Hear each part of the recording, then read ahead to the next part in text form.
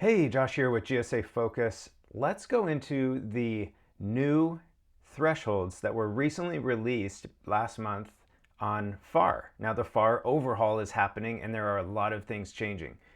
This is one of them, and this is a really impactful one, especially for small businesses.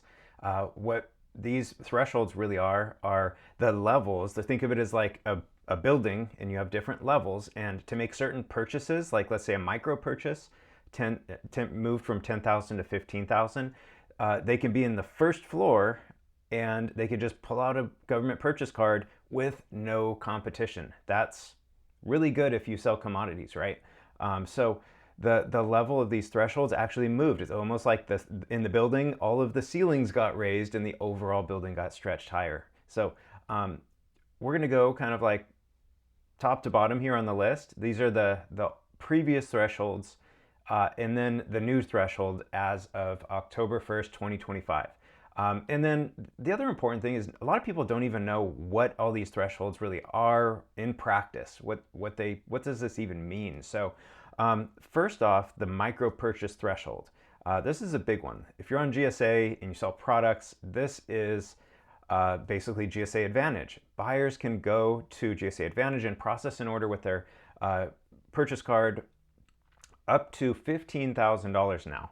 Used to be 10, now it's 15,000, and this is no questions asked. They're just spending without any competition. So these are just direct buys.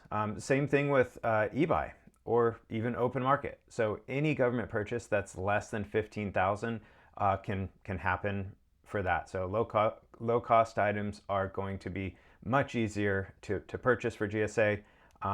There's actually this little trick that buyers have been doing for years where they will have, let's say, a $20,000 order for commodities. They will chop it into two orders and process them separately on two different timelines. That way they can stay under the micro purchase threshold. I don't know if they're not supposed to do that or whatever, but it happens. So now that trick is going to basically be, kind of expanded and more useful for them. Let's jump into the next one. So simplified acquisition threshold, it got moved from 250,000 to 350,000. You could see I referenced the FAR clauses in there too. So if you really want to dig in deep, go ahead and do that. It's right there for you. So what is the simplified acquisition threshold?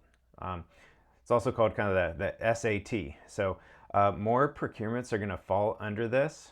It's also called SAP, Simplified Acquisition Procedures. And the buys are going to have lighter documentation, faster awards, and just overall less complex competition.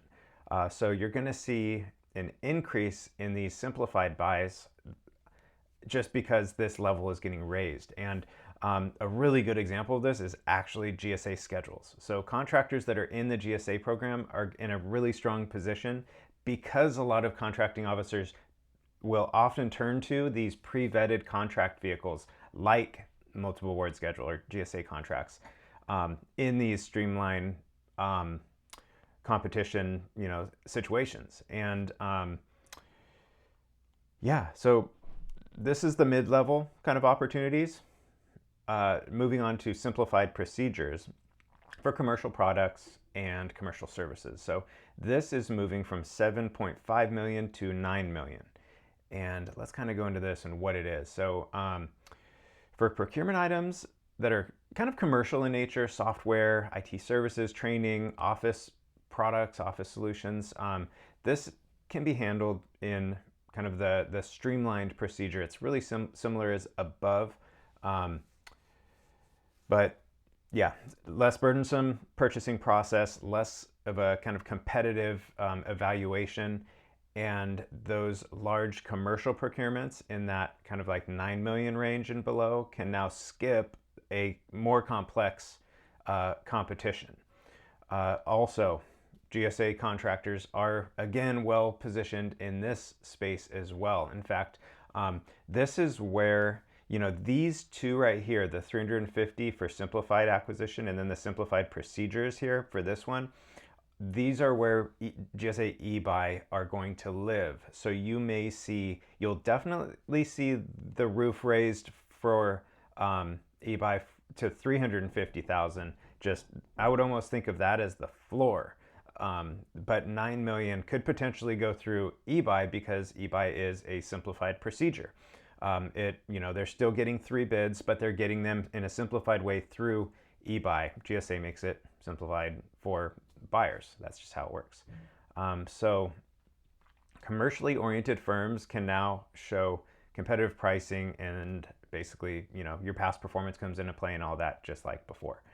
Now, the last one is kind of the justification. Let's go into that a little bit. So agencies can now justify sole source awards at higher values without needing senior level approvals as before. So an example here was that contracting officers can approve sole source justifications up to 900,000. You could see the new threshold up from 750,000. So these are all different thresholds. If you have, 8A, hub zone, women-owned, disabled, all of those set-asides are available for sole source here. And GSA is a really good place for that to happen.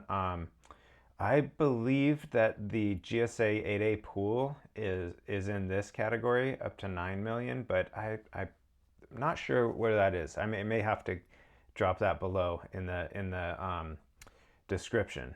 But what else we got here? So there's going to be a very big wave of opportunities coming into GSA in 2026. So this threshold lift, along with the 4x increase in GSA sales or purchases that are expected, are going to combine to make a very, very favorable environment for GSA contractors. So that basically just means now is a really good time to get into the program. Otherwise, there's a very good chance a lot of opportunities you're going after, you're going to be boxed out of those, even on sam.gov. So hopefully this helps. Comment if you have any questions, and yeah, like and subscribe as well. I'm always putting out content about the nuts and bolts on how GSA and government contracting works. So join this community and stay informed.